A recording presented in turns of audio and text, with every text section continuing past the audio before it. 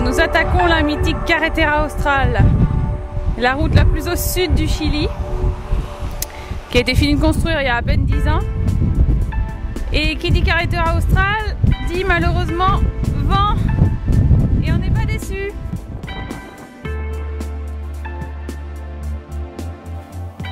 Le paysage est joli, montagneux, la route longe un grand lac glaciaire entouré de canyons et de torrents. Par contre, c'est du ripio, une piste améliorée. Et on ne le sait pas encore, mais une série interminable de montées abruptes et de descentes tout aussi rudes nous attend.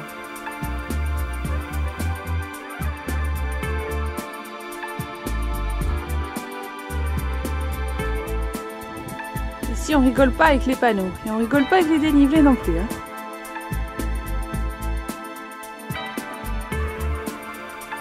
L'itinéraire est vraiment chouette, même si le vent gâche un peu plaisir. Les vues plongeantes sur le lac turquoise bordé de sommets fraîchement réenneigés de la nuit vaut largement les efforts fournis.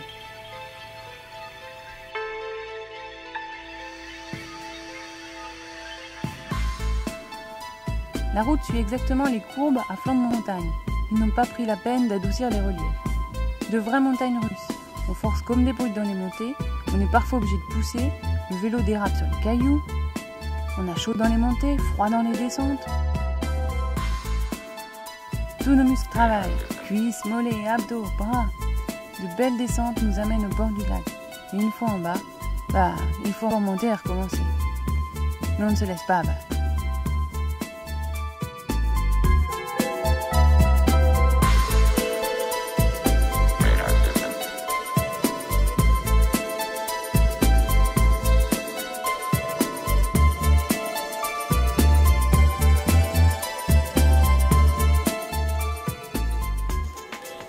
Un des grands bonheurs du cyclo-voyageur, c'est bien sûr les paysages, les rencontres, les animaux un peu nouveaux. Mais c'est aussi des petites choses toutes simples comme une soirée crêpes.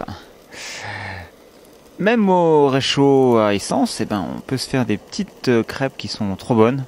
Donc là, on a du lait entier, du beurre salé et des œufs locaux.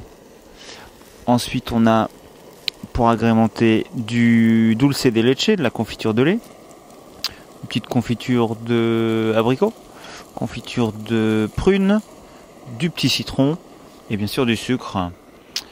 Et donc là, on a beau être le 23 décembre. Bon, il fait pas très chaud ce soir, mais accident de crêpe. Mais bon, c'est un petit plaisir. Ça change des pâtes en tout cas.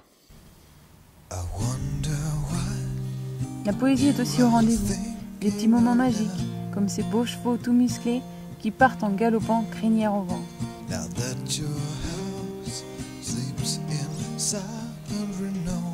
Comme ces vaches qui nous barrent la route, ces lièvres qui s'enfuient en bondissant sur notre passage et égayent nos tours de pédale.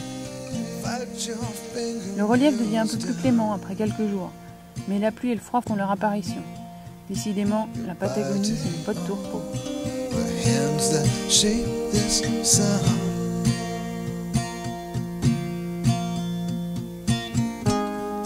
First to go out, first little heart. Julie se lance dans les grandes manœuvres. Allez, c'est d'une difficulté 6 à plus. Il s'agit d'un demi-tour en descente sur gravier. Une figure vraiment pas évident. Rappelons que la catégorie Trial Tandem a été inaugurée en 2008. C'est une toute jeune discipline. Elle s'en sort plutôt bien dans ce passage plutôt commode. On est loin de tout. Ce n'est pas la circulation qui nous oppresse, c'est le moins qu'on puisse dire. Les vallées sont de toute beauté, tranquilles et vierges.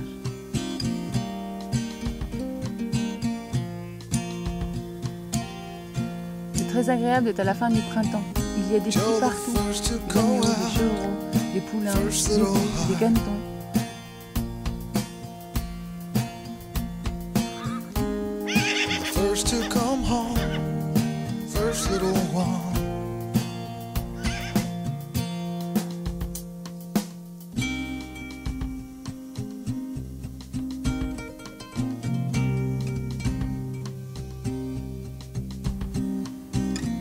même au fin fond des Andes, quelques estancias, les fermes patagones, sont disséminées de ci de là avec leurs troupeaux.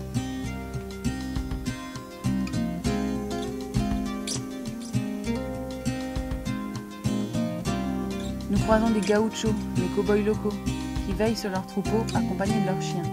De beaux chiens bien élevés qui, eux, ne nous courent pas après en aboyant.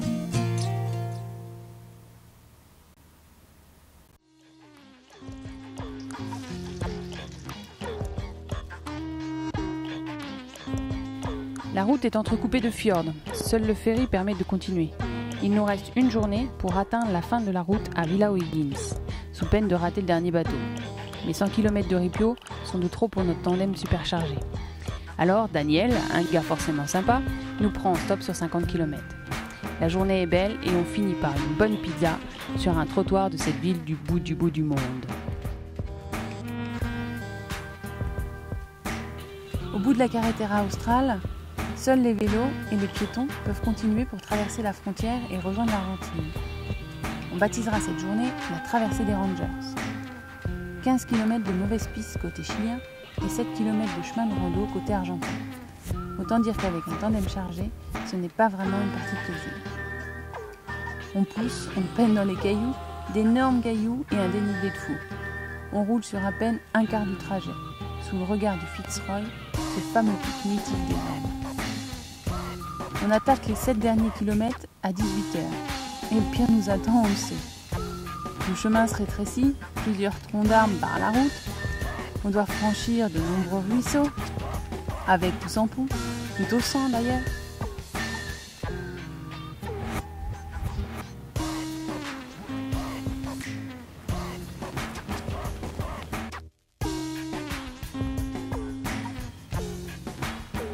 Le sentier est étroit, boueux, on s'enlise en un rien de temps, les sacoches sont prises debout.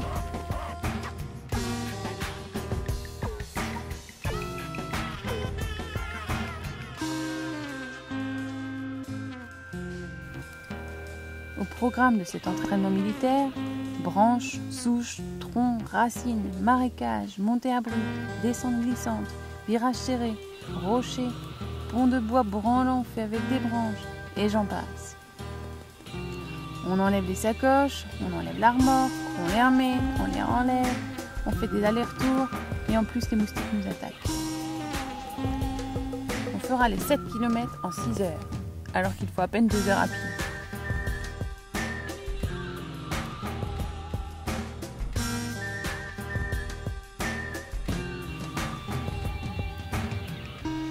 On arrivera à la nuit tombée, épuisé, rincé, fourbu, à la veille du 31 décembre 2009, mais ravi d'avoir pu terminer cette fameuse carretera australe.